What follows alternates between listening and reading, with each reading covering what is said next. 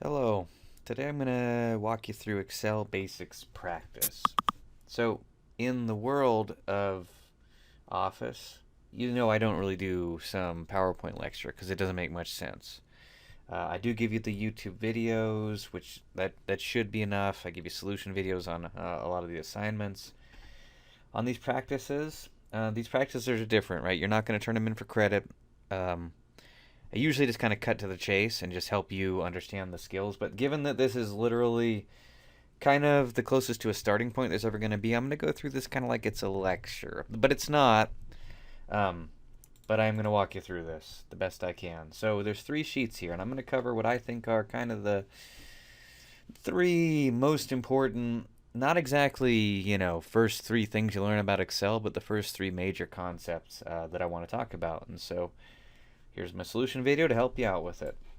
All right, so on our first sheet here, it's called fill handle. Now, since I'm talking to you a little bit like this lecture, let me give you just the brief introduction to Excel. This part up here is the ribbon. These are tabs: home tab, insert tab, page layout tab. So on the home tab, these little things like clipboard and font and alignment, those are groups, and these are buttons. So, like on the home tab, in the font group, that's the bold button. On the page layout tab, in the page setup group, that's the size button. It's annoying when you start learning about Office because all the instructions are pretty wordy because it's always on the whatever tab, in the whatever group, click on the whatever button. But once you understand what that means, you are getting a direct map to the thing that you need every time. Now, there does exist things like dialog boxes. So like on the page layout tab, in the page setup group, here's the page setup dialog box. Right, that's how you interpret those commands. Now just in terms of the environment, you got a bunch of cells. This is a worksheet. A collection of worksheets is a workbook. This workbook has three sheets: fill handle, pack 10, big 5. That button right there will create more sheets. You can reorder the sheets by just clicking and dragging. You can manipulate the colors and titles of the sheets by right-clicking on them and messing around with the tab color or renaming. I'm heading back to fill handle. These are columns. They have letters. These are rows. They have numbers. The intersection of a row and a column is a cell. That is cell C5. That's the name bar right there. So you can see this is, or name box, this is C5. That's the formula bar where you write formulas. Now, you should have already watched the YouTube videos for the week. I went over this stuff in there. It's in different, it's spread across different videos, but this is the one time where I'm going to do a little bit of an introduction to one of these solution videos. I like to keep the solution videos on point so they don't take 45 minutes when all you need is what you need out of it. And it's really not a substitute for going through the YouTube videos, but I think that's okay. All right, so we're going to mess around with the fill handle here. So just pick a cell. I don't care what cell you pick. I did D3. Now I did C3. It doesn't matter. Pick a cell. Now I'm going to write something like January. Now, if you write something like January, look at the cell when it's selected. Every cell when it's selected, it's kind of got that green border and it's got that little square in the bottom right-hand corner. That thing in the bottom right-hand corner is the fill handle. When you click on a cell that actually has some stuff in it, so watch my cursor. So when I'm just hanging around going like this, my cursor's like, I don't know what that is. I think it's like a hospital symbol looking thing. It's like I don't know what it is. But when you're in a cell, it looks like that. When you're on an edge, it looks like that, a four-headed arrow. When you're on the bottom right-hand corner, it looks like that, which is like kind of a plus sign. That's fill handle time. That means you're about to use the fill handle. So if I click and drag with my cursor looking exactly like that, and I go like that, it'll complete the range for me. Really cool, right? Like if you don't appreciate that, you should appreciate that because that's just to make your life easier. Now you can do weird stuff like you could do Jan. Jan. I want Jan just to show you what this thing's capable of. So if I go Jan, put my cursor in that exact location, not that location, not that location. The reason I like starting off with the fill handle is not that it's the best thing to start with, but it forces you to be accountable for your clicks. Pay attention to your screen, right? I mean, this isn't just kind of a click and see what happens. It's a put your cursor exactly in that spot, watch your cursor look exactly like that, or watch something else happen. Pretty cool, right? Like at this point, you should be thinking, wow, that's neat. I like that. Well, here's some more fun stuff. How about Monday, right? Let's do what you do if you do Monday. Cool, right? Very cool. Um, Now the interesting thing is, so let's say I want to do cat. What do you think that's going to do? Cat, dog, rabbit, goat? Well, let's see. Doesn't do anything, right? So at this point, I just illustrated that, yeah, I did fill that. That's what you call filling a series. But some things like days of the week and months, and I mean, some things are well defined, and Excel knows what you're trying to do. But Excel's not some magician. It doesn't know what you want to come after cat. Now, what if you do one, right? I bet I know what you're thinking. I know what you think's going to happen. 1, 2, 3, 4, 5, 6. No, just ones. So while this looks really cool and this is super helpful, it doesn't work for everything. Let's say you did want to go 1, 2, 3, 4, 5, 6. Let me show you how to do that. That is harder. So what you do is you type a 1, and then you type a 2. So 1 is defining the start of the series, and then the difference between those two is what you're counting by. So here's how this goes. You want to fill a numeric series, you select 2 cells. Then there's your fill handle, and now it knows what to do. So you think it's going to count by ones, but it doesn't know to count by ones. How does it know you didn't want to go by tenths or hundredths or thousandths? Or what if you want to go by tens, right? You want to do a tens series, so I go 10, 20. So at this point I've defined 10 as the start of my range. Those are 10 apart, so every one is going to be up 10. Right, so most series, it's kind of on you to define the pattern, but there are a few where it's smart enough to do them for you. So that's the fill handle. Like I said, I like to start with it because it holds you accountable for your clicks. I mean, that's a very specific part of that cell. It's not very big. I mean, it's only a couple pixels tall, a couple pixels high. And if things aren't behaving the way that you want them to behave, it's because you're not clicking in the right place. And that's the fill handle. So I feel like this is a good time to also talk about column and row headings. So this is column J, this is column K, this is the row heading. You see when you place your cursor on the border between two column headings, you can resize it. That's ridiculous, but I did need to do it because September was not quite displaying correctly. Let me show you my favorite trick. My favorite trick is place your cursor on that border between the two column headings and double click. If you double click, it'll auto fit the width. Now, here's another cool trick. You can grab multiple column headings like that, and if you resize one of them, it resizes all of them. If you auto fit one of them, it auto fits all of them. It is always your responsibility to make sure that the columns are wide enough to display the data. It will not always tell you to do that. I mean, if you do some work and you end up with that, I will mark that wrong because that's septet, or I don't know what that is. Well, I do, but you shouldn't assume that I do. So when you're done with a sheet, the last thing you want to do is just make sure that all your columns have the right width, because sometimes they don't. So that's the fill handle. That's a very useful trick. I guess it's also worth saying that you could live your entire life without doing the fill handle. I could just type everything in manually, but the person who loses in that situation is me. Right? One person knows how to do the fill handle and they can do it in 2 seconds. The other one might have to spend a couple minutes typing it all out. So that's the fill handle. Like I said, it's not a reasonable starting point, but I have videos on how to get started with Excel. So hopefully, I don't know how else to illustrate the fill handle to you. Now for the rest of this, we're going to talk about formulas and functions. Now I do have videos on these things, but let's give you some practice. So on Pack 10 here, I'm just going to walk you through writing some formulas. So we got passing yards, we got rushing yards. I want to figure out the total yards for Arizona. So for Arizona, what I'm going to do is I need to add up these two things. So if you need to add up two numbers, let's just write a formula for that. If you're going to write a formula or a function, everything always starts with equals. I write equals. And then I want to do that plus that. This I would mark completely wrong. If you can see what I'm typing, I would give you 0 credit for that. I just hard-coded the numbers in there. You see them up there in the formula bar? Unfortunately, I can't really zoom in on the formula bar, so you're just going to have to see what that is. That's the wrong way to do it. Always, always, always use cell references like this. Equals B3 plus C3. That's what you call using cell references. That's how you should do it every time. The benefit of using cell reference, well, there's a lot of benefits, but one of them is, see that fill handle? You can fill that down and it'll automatically adjust. So like this cell was B3 plus C3.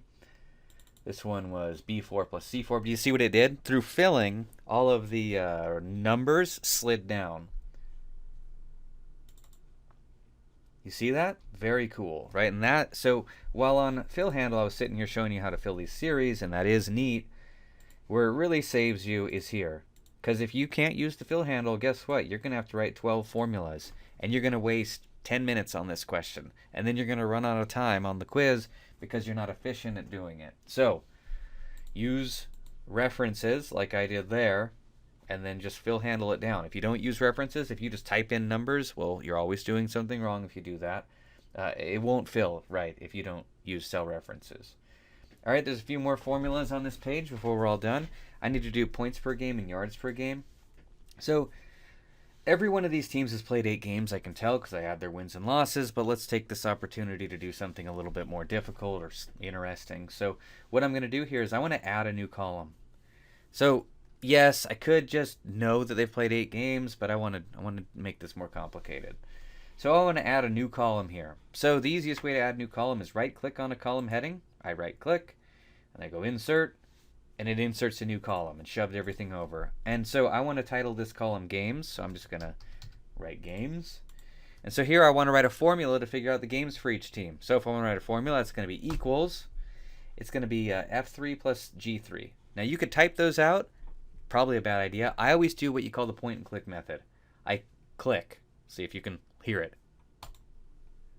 Plus, and then I click. I'm trying to do like the loudest, most obnoxious click I can do. So you could type them or you could click them like that. I like clicking because I feel like if you type them in, you're more likely to write some nonsense cell. But if you click on it, you should notice as soon as you screw up. And then I can fill that down. Okay, I realize I just kind of did that too tricky for you. So, you know when I say here's your fill handle and you can click and drag? Well, you can. That's fine. Another thing you can do is double click that fill handle. If you double click that fill handle, it'll complete the range for you. Now, that might seem like it's a worthless tip, but I'm telling you, when you have like 200 rows, you don't want to do a big drag. Just double clicking is very helpful. So now I've got my games, and now it's time for a little more math over here. We're almost done. So for points per game, I'm going to do points divided by games. So equals, where's points for Arizona? If your brain is saying E3, great. You should be thinking about locations, not 188. Like, where is it? Divided by games, which is H3. Enter. That's my answer. Fill that down. All right, so now what I want to talk about is number formatting a little bit. So do you see how some of these are like, that's a whole number, that one has 3 decimal places? I think that's not a good way to present this data, because just from a glance, like that looks like a, well, that looks like a bigger number than that number. Just in terms, but you know, it's just places past the decimal. My point being, I don't care how many decimal places you display, whether it was 0 or 3 or 5, but you should be consistent about it. So I'm going to select that range, click and drag. And then on the home tab, you got in the number group, see this stuff? You got increase and you got decrease decimals. Just click one. I don't care when you click. If you go decrease, well, guess what? They all get rounded off to whole numbers. I don't think that's really the right call here because I think the decimal places are helpful. I don't care what you do. Just do the same thing for all of them. Do you see how it makes the numbers more uniform? I'm just going to do 1 decimal place. I don't know, 2. It doesn't matter. Just be uniform because it's misleading if it's not. All right, I'm changing my mind yet again. I'm going 3. I also want to point out that things get rounded. See how that was 0.875? If I start truncating it, which means taking off decimal places, it starts getting rounded. So it will get rounded appropriately, but please understand that the underlying values don't change. It's just being rounded off for the purposes of display. And then for the last one, we're going to do yards per game. So this is going to be total yards divided by games. So go ahead, do it. Don't wait for me to do it. I normally do this activity in class, and I sit here for like 3 minutes just making you wait. Because some people don't want to try it on their own. They want to see me do it. But I'm telling you, that doesn't bring you get much closer to being able to do this on your own. So Just quite simply do total yards divided by games. The worst thing you can do is just copy what I do, because that doesn't make you much better at it. Try it. Maybe you get it right, maybe you get it wrong. So here it's going to be D3 divided by H3. You can't be afraid to make mistakes. I fill that down, and I have a similar issue here. And now, so here, these are bigger numbers. They're 3-digit numbers, so I'm gonna get rid of all the decimals. I mean, you could do 1 if you wanted, but you see it's not really providing a whole lot. There we go, right? So that's formulas. Formulas are things that you write, right? It's one cell, multiplied, divided by, subtract, add some other cell. You can put parentheses in there. If you ever mess up a formula, the way to edit it is up here in the formula bar. It's just not good for my demonstration purposes because I can't zoom in on it. The other way that you can edit a cell, and you see me do this, you just don't think anything of it. You see how I can zoom in all day long, but I can't zoom in on that. But what I can do, it's just something I do. I don't actually think it's any help for you folks. But if you double click on a cell with a formula, then you can see the formula here. Like, you're going to edit it up here in the formula bar, but me, for demonstration purposes, sometimes I do it like that. And so that is just, if you double click, then you're in here. Oh, and so also the other weird thing that happens, you notice how I'm in my formula and I want out of it? Enter is how you get out of it. Escape also gets you out of it. That's what I'm pressing. Let me zoom back out. All right, so we talked fill handle. We talked formulas. Again, fill handle. And now let's talk big five. All right, so big five. So we just talked about formulas. Now we're going to talk about functions.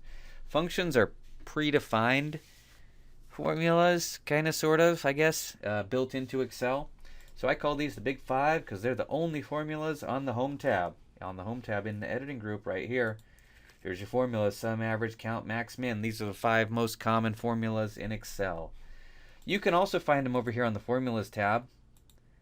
But I'm not sure why you would want to go to another tab if you don't have to. Alright, so there's one good way to do this, and there's a lot of bad ways to do it. Well, actually, let me try and explain that better. People try and come up with shortcuts on this. There are no shortcuts on this. I will do it a couple different ways. I'll do it 3 different ways. If your idea is a way that's not one of the ones I'm showing you, I'm telling you it probably has some problems, like potentially. There's all kinds of things you can get away with 1 or 2 times that won't work in the long run. I'm going to show you the long run ways of doing it. And if you want to come up with your own ways, go ahead, but I'm telling you, they're going to be just variants of what I'm already showing you. Alright, so the most straightforward way of doing this, I guess, is just straight data entry with a keyboard. So, equals. So I'm going to write the word sum, because I want the sum function. Now, if you're using a function, that means you're going to need a parentheses, and in the parentheses, you're going to put in the range. So the range I want here is B6 through B25. So that's B6 colon B25.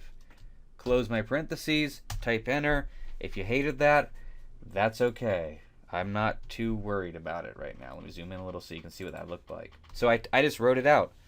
I'm telling you, what I just did is not the right thing for most people. If you're a data entry wizard, then yeah, go ahead, do it that way. But most people don't like to do it that way. But I'll do it again. So let's say I want average. It's going to be equals, name of the function, which is average, open a parenthesis. Now I got to indicate the range. It's going to be B6 through B25. Close parenthesis, press enter. There's my average. Notice my average did not include the sum. It's this range. It's this range.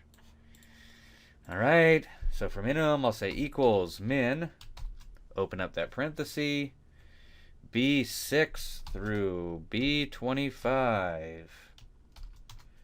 This is not exciting for me. I mean, I know you're just doing it, but it's going to be the same range over and over again. That's exactly the idea here.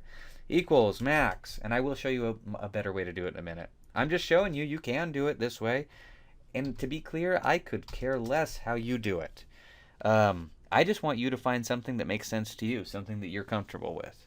If you hate this idea of typing everything in, or if it's not going super well for you, then try something else, please. Equals count B6 I'm telling you, this is not the most efficient way. So if you're really liking what you're seeing right now, cool your jets. I'm going to show you some other ways of doing it. So that was just straight up data entry. Fine, it works. This time, let's do all mouse, right? So no data entry. So the other way you can do this is like this. So here's where I want my sum. So I go auto sum, I click sum. That is the wrong range, friend. What you need to do is select the right range. So if you're not going to type it in, it's on you to fix the broken range because it will be broken. That's my range. I just clicked and dragged. Let me do that again because I see people get all hung up on this when I do it in class. But so this is where I want it to go. So I start here, auto sum. I don't move that. I just do a pure, just a fresh click and drag from the top to the bottom like that. And then I press enter and I'm done. Let's do average. Here's average. That range is really screwed up. That does not belong in the range and it doesn't stop there. So just start at the top and drag down. It's up to you to define the correct range. That is what this is all about. I think some people think this is about 5 new functions that we're learning. It's not. It's about you selecting the right range. You see what I'm doing here? I just do, and it's faster, right? It is faster. I feel like it's pretty foolproof, I guess. Whereas like, because if I'm just typing in numbers for a range, I make mistakes when I type numbers and letters, especially when they're just weird. You know, if I misspell a word, sometimes that's pretty easy for me to catch. I'm like, I don't think I got all the letters in there. But when you're just typing, you know, like B5, it's pretty easy to accidentally type B6. So this was just pure data entry. This was all mouse with no keyboard. Now I'm going to show you the way that I do it. I don't think this makes a good demonstration online, but I'll try because you might be curious, how do I do it? Well, I like to click and drag because I feel like that's a best way to not make mistakes, but I don't like clicking on things up on the ribbon. So I'm going to go equals sum, opening parenthesis, and then I do a swipe. So I use a combination of, I write this formula name with my hands, and then I swipe the range. And then there is going to be a closing parenthesis, but you can just press enter at this point, and it'll close the parenthesis for you. You see, it knows. It's not a great idea, but if you're trying to do the path of least resistance, for me, that is equals average. I feel like I spelled that. Opening parenthesis, grab my range, press enter. Equals min, opening parenthesis, grab my range, press enter. Equals max, opening parenthesis, grab my range, press enter. Equals count, opening parenthesis, make sure you can see the top of your range, press enter. So you see, that's how I do it. I do like a hybrid approach because I know the names of the functions, and so typing them for me is faster than going and grabbing them out of a menu. But for the range, I'm ridiculously bad at typing out a range, so I prefer to swipe it. Now, let me show you the last way you can do this. Alright, so one thing you may have noticed is that for each one of these columns, we keep revisiting the same range 5 times. If you know you're going to be revisiting a range over and over and over again, well, what you can do is you can give that range a name. So, like, you know that this column is going to be, it's going to be E9 through E25 5 times. So what you can do is select the range. Then up here in the name box, just give it a name. Like Earl. You can't name it E because that's already taken, and you can't do EE because that's a column too. I've found that you have to do at least 3 letters. So I'm calling this one Earl. I press enter. That range is now called Earl. Watch, if I select it, Earl. And what I can do now is I can go like equals sum of Earl equals average of Earl equals min of Earl equals max of Earl equals count of Earl. I think people usually think that's cool. So what I want to tell you here is I've just showed you 4 different ways of doing it. I don't care how you do it. Just like if you were doing this and it was going real slow and clunky, well then try that way. And if you feel like that might help you, then do that. This seems really efficient, the named range way, but I'm telling you, naming the range took a little bit of time, so I'm not trying to tell you on the idea that one of these is better than the other. You need to figure out what one's good for you. If you like to type, great, do it that way. If you're bad with a mouse, then probably type them out is good for you. But for most people, I think they prefer something with the mouse. But, there's always people that like named ranges too. In this last column, let me show you how to do it wrong. I guess that's good. So here on the last cell, let me just show you I'll show you what people do sometimes. So here I go sum. Notice that is the correct range. That's cool. Every once in a while it is right. Great. It's just your job to verify it. And then next I go to average. Do you see the problem? That should not be in there. It is your job to select the correct range. So just start at the top, grab on down. Here we go, min. That does not belong in the range, so select the correct range. Press enter. Equals max. Select the correct range, press enter. Count. You see, that stuff doesn't belong in there. Those colored cells don't belong with the rest of the data. They're just, they're not part of the data, right? They're things like sums and averages. Now, at this point, you might be wondering, what are these green things here? Well, I'm glad you asked. Those are warnings. If you click on them, here's your little warning. So a warning means something might be wrong. It doesn't mean something's wrong, it means something might be wrong. In this instance, I think Excel is just kind of picking up on the idea that this range is way further down on the page than the ranges that surround it. So it's suggesting the idea that there might be a problem with your range. But there's not actually a problem with the range. The range is correct. What you should do is just make sure that it's right? Like, is that the right range? Yeah, that looks like the right range. If you're wondering how I get this color-coded deal, I'm double-clicking on the cell. If you double-click on the cell, it opens up this kind of rangefinder deal, and it kind of color-codes the inputs into the formula. So warnings don't mean that something's wrong. They just mean that Excel thinks something might be wrong. And that right there is day one practice. So we messed around with the fill handle, we messed around with formulas, and we messed around with functions. That, in conjunction with charts and conditional formatting, is really probably, I guess you could say, that's the greatest hits of what we're going to do for Excel. So while this week might seem intimidating and like there's a lot of content, there is a lot of content. The good news is there's not going to be a whole lot more coming at you in the future. So take your time, be patient, get your head wrapped around the stuff that we're talking about here, and you're actually if you're following what I've gone over in this book, that you're well on your way to doing well in Excel. And if not, well, you got plenty of time, and there's not a whole bunch of more content coming. So thanks for watching.